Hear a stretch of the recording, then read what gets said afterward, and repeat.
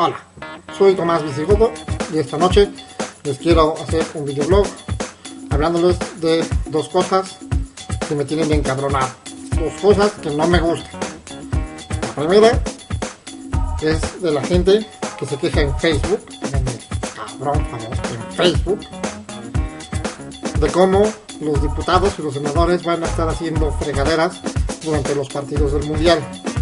Ok, primero que nada, si se preocupan tanto por lo que hacen los diputados, no lo expresen en Facebook, güeyes. Vayan y escríbanle a su diputado o vayan a visitar al Congreso.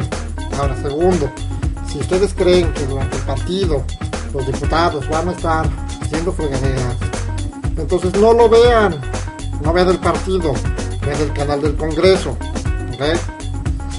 Cualquier cosa, eso está bien, que lo hagan, que se involucren.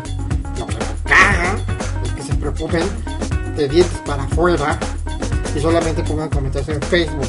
Eso no sirve de nada, no mames. Gente, güey.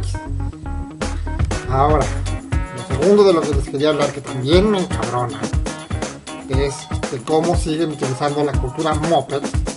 Porque, sí, mamelo, ya, utilizamos un moped y con eso vendemos mucho. ¿Por qué hablo esto? Por el comercial de cazadores que tiene un animatronic de un venado todo mal hecho. Es más, aquí está el video. Hoy Max Rocha me tuitea una duda. Roque, mi mejor amigo me dice que el tequila debe estar helado. ¿Qué opinas? Es broma, ¿verdad? O sea, nada más falta que plantemos agaves en el Polo Norte y entrenemos pingüinos. ¿O qué sigue? ¿Que digan que es irreal que un venado hable y que tenga un programa de televisión? El tequila se puede tomar como quieras, no como te dicen. Perdón, me quedé congelado. ¡Ja! ¡Córtale! Cazadores, un tequila sin poses. Ven, no mames, está de la tiznada y ya. Si tienen un moped, tienen una madre que se mueve sola y ya, por eso creen que se va a venir un chorro, ¿no? No mames, piensen en la gente, piensen en lo que están haciendo realmente. Carajo, ya me voy. No sé cuándo les voy a grabar otro video porque estoy muy de mala. Adiós.